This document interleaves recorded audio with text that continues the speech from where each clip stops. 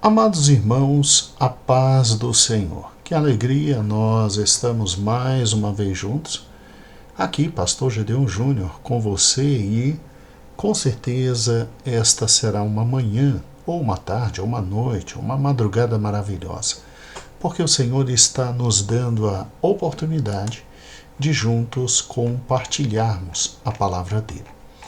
Ontem nós tratamos de Lamentações capítulo 5, do versículo 1 até o versículo 17, não entramos no 18, e realmente que momento absolutamente difícil, né?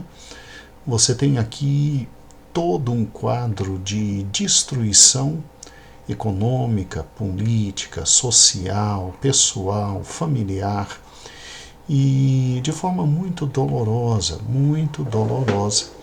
o homem de Deus, ele finaliza todo esse momento chegando à conclusão de que tinha que chegar, né?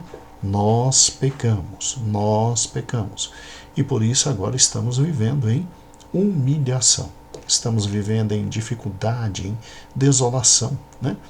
Quando você pega o versículo 15, o versículo 16 e o 17, você vê um lamento, uma desolação sem esperança.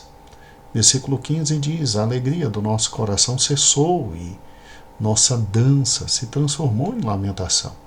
A coroa da nossa cabeça caiu. Ai de nós, porque pecamos. E o 17 diz: por causa disso, nosso coração se tornou fraco. Por causa destas coisas, nossos olhos ficaram turvos. E realmente, as consequências do pecado, elas são muito difíceis. Nessa oração, irmãos, o autor de Lamentações, que cremos ser Jeremias, ele toma junto com o povo todo esse conjunto de reflexões e de dores daquilo que eles eram e daquilo que se tornaram em razão do pecado, né? Quando a gente para e pensa, todos eles estão se queixando diante do Senhor das circunstâncias difíceis. E elas simplesmente não tinham o que fazer, porque pecaram. As pessoas se voltaram, né? Para o Senhor como a única esperança, o único capaz de fornecer uma solução eficaz para todo aquele desespero, para todo aquele momento de dor, aperto e angústia. Só que agora tinham que arcar com as consequências. Por quê? Porque o pecado cobra caro, o pecado ele cobra muito caro pelas suas consequências, né? Cobra muito caro. A Bíblia diz que o salário do pecado é a morte. E o capítulo 5 está aqui para não nos deixar esquecer isso. E do versículo 19 a 22 temos a segunda parte da oração. Ela poderia ser resumida numa única expressão: restaura-nos. Restaura-nos, ó Deus. Muito bem, a sessão então final do poema se inicia com uma mudança súbita na apresentação detalhada do sofrimento daqueles que estão falando, que representam a comunidade remanescente em Jerusalém. Há aqui, irmãos, um movimento de discrição para a petição na qual há uma tensão não resolvida entre expectativas, às quais o povo de alguma forma se apega, né? E a realidade que confronta esse povo diariamente. As esperanças de todos aqueles agora se concentram em quem eles deveriam ter servido de todo o coração, ou seja, na soberania do Senhor, na capacidade que o Senhor tem de restaurar o seu povo.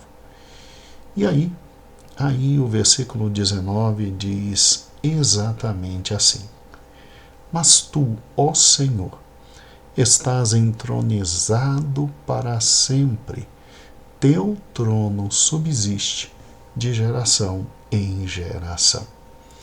Aqui é muito bonito, né? Porque se você parar e pensar, em Sião estava o trono terreno dos homens que representavam o Senhor Deus, ou seja, dos grandes reis. Havia sim aquela expectativa de um dia o filho de Davi, aquele que haveria de reinar eternamente, se sentasse naquele trono e tudo recomeçasse, tudo recomeçasse. Daí por quê? Quando se diz, mas tu, ó Senhor, né? Essa expressão se dirige diretamente a Deus, dizendo, olha, faz algo com urgência. É interessante demais, né? Como rei da aliança, porque o Senhor fez uma aliança conosco. E como aquele que possui a máxima autoridade e domínio, como aquele que está sentado no trono. Ou seja, o texto e o contexto deixam muito claro que a soberania do Senhor está sendo exercida, até mesmo naquele sofrimento. Até mesmo naquele sofrimento. E ele diz, ó Senhor, tu que estás entronizado para sempre, ou seja, o seu controle sobre todas as coisas não é um controle humano, temporal, esporádico, não, é um controle efetivo e eterno. Então, com essa declaração de que a soberania de Deus é perpétua, aí é óbvio que vai vir o pedido, não é verdade? É lógico que ele vai dizer, ó Senhor, restaura o teu povo. Porque tu és Deus mesmo, tu está no controle de tudo. Restaura o teu povo. E é interessante, irmãos, quando a gente tem essa visão do trono de Deus, né? É uma visão muito sagrada, muito grande, muito forte. Isaías teve essa visão. E ele quase morreu. Todo mundo que tem essa visão, meu Deus, é uma visão que percorre por toda a Bíblia. E quando chega no Apocalipse, que João vê no trono o Senhor, é algo fabuloso. É algo irrefutavelmente grandioso, né? Porque o Senhor é Deus, o Senhor não perdeu o controle de tudo, ao contrário.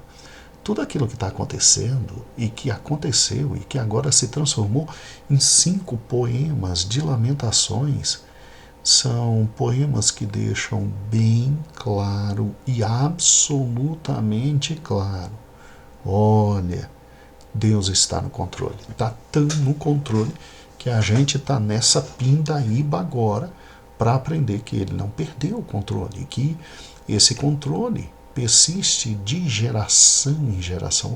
Ou seja, o trono do Senhor, ele não é passado de um dia para a noite, não tem fenômeno natural, não tem acontecimento político, não tem nada, absolutamente nada que retire o controle de Deus sobre todas as coisas. E isso é uma visão muito importante na nossa vida. Por quê? Porque normalmente a gente pensa, onde está Deus em toda essa tragédia?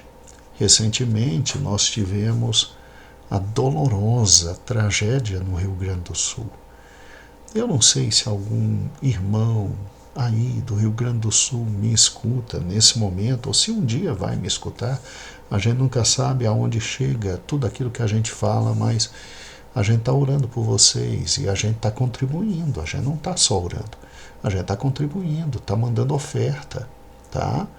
E nós do Brasil para Cristo estamos pedindo a Deus que Deus tenha misericórdia de cada um de vocês, que o Senhor estenda a sua maravilhosa mão sobre todos vocês. Vocês são bênção de Deus para nós no Brasil. O Rio Grande do Sul é a terra de um povo lindo, abençoado, coroado por Deus de tanta coisa linda, a terra de vocês é linda, o fruto que daí sai é lindo, é uma população muito trabalhadora, dedicada, né? Imigrantes italianos, alemães e de vários outros países levantaram o Rio Grande do Sul de forma maravilhosa. E olha, assim como no ano de 1941-42, quando vocês tiveram a primeira grande enchente de forma horrível e vocês foram um povo que se levantaram e reconstruíram, vocês vão reconstruir agora em nome do Senhor Jesus. O Senhor vai vos abençoar. Nós, da Igreja do Brasil para Cristo, estamos orando por vocês manhã, tarde e noite.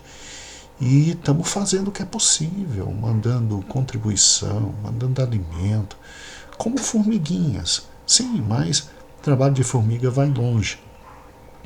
Então, diante de tragédias como essa no Rio Grande do Sul, normalmente a gente se pergunta, mas cadê Deus? Onde é que Deus está em tudo isso? O que está acontecendo? Por que isso está ocorrendo? Irmãos, Deus não perdeu o controle de absolutamente nada. Deus continua Deus, Senhor de todas as coisas. Mas é óbvio que catástrofes existem, irmãos. Há uma grande discussão na internet se a catástrofe foi produto de mau gerenciamento das coisas no Estado, se foi erro de cálculo, se de repente aconteceu um problema aqui e outro ali, se as autoridades públicas não conseguiram prever todos os fatos e tomar as decisões, irmãos. Uma tragédia, entenda isso, ela é produto de múltiplas causas. Não existe uma única causa que traga tragédia no mundo. Ela é produto de múltiplas causas, tá? É produto de uma série de fatos, de um conjunto tão interminável de problemas e implicam em omissões, implicam em ações erradas, decisões incorretas. Não é produto de uma só coisa, é produto de muita coisa. Não está na hora da gente discutir o erro, está na hora da gente ajudar a resolver o problema. E entenda que o Senhor está onde sempre esteve, no controle de todas as coisas. Ah, pastor, então por que tudo de ruim existe? Existe porque muitas vezes a gente toma escolhas erradas. Então, vou sair do campo macro, que é uma catástrofe ambiental como essa no Rio Grande do Sul, para irmos para um campo micro, como a nossa vida. Vamos lá. Se eu ganho R$ 1.000 por mês e eu resolvo gastar 1.200 esse mês, e no outro mês 1.400, e no outro mês 1.600, vai chegar uma hora em que não tenho mais salário, em que eu estou pagando empréstimo atrás de empréstimo, atrás de empréstimo, eu vou passar fome. Agora, qual é a culpa? A culpa é minha, que não fiz uma boa administração daquilo que eu tinha. Essa é a questão. Tiago diz, cada um se queixe dos seus próprios erros. Então, nós temos que compreender que o Senhor nos dá liberdade completa e absoluta para nós administrarmos a nossa vida. O Senhor nos dá liberdade completa e absoluta para que nós, com responsabilidade, guiemos a nossa existência. Agora, na medida em que a gente vai fazendo escolhas erradas, aquilo que se planta, colhe. E aí não se deve perguntar onde está Deus. Deus está no seu sublime trono, regendo todas as coisas. E se não é a misericórdia dele que se levanta a cada manhã, a gente está arrebentado. Agora, a gente tem que se perguntar, onde é que eu estou? Onde é que eu errei? O que eu fiz de errado? E agora, como é que eu faço para trabalhar, para consertar? Entendeu? Entendeu isso? É aquela velha loucura do maluco que pensa que pode simplesmente viver a vida de qualquer jeito. Não tem como viver a vida de qualquer jeito. A gente, com nossas ações, traz consequência para todo mundo. Agora, ainda bem que Deus está no seu trono. Isso possibilita a nós o quê? O reconhecimento dessa verdade e o pedido de perdão. E o clamor: Senhor, agora, depois da besteira que eu fiz, me ajuda a levantar. Por onde que eu vou? A quem eu recorro? Com quem eu falo? De que forma faço?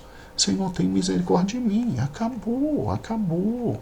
Nós temos que compreender isso. Ainda bem que o versículo 19 do capítulo 5 de Lamentações existe. Mas tu, Senhor, estás entronizado para sempre. O teu trono é de geração em geração. Ainda bem que a gente tem no trono do universo alguém que não muda, alguém que é sério, alguém que é fiel, alguém que é poderoso, alguém que é amoroso. Ainda bem, porque senão nós estaríamos arrebentados. E deixa agora eu te lembrar um pouquinho sobre essa realidade da imutabilidade de Deus, que aqui está sendo distinguida, destacada. Ele, além de controlar todas as coisas e ter ser Senhor sobre todas as coisas, quando você pensa num Senhor que não muda, isto é o que a gente entende sobre Deus. Imutabilidade significa que Deus é imutável e, portanto, não sofre variação, não muda. Isso não quer dizer que ele seja imóvel, inativo, paradão, uma pedra. Não. Isso quer dizer que ele se põe de forma definitiva e literalmente, nada pode provocar mudança no ser dele. Entendeu? Ele é aquele ser que diz que se ama. Ele é aquele ser do qual se diz justiça há nele. Pode ficar tranquilo. Não vai ter injustiça, ele não muda. Ele é aquele ser que, se a gente entende que ele é eterno e vive, então ele é vivo e é vivo eternamente.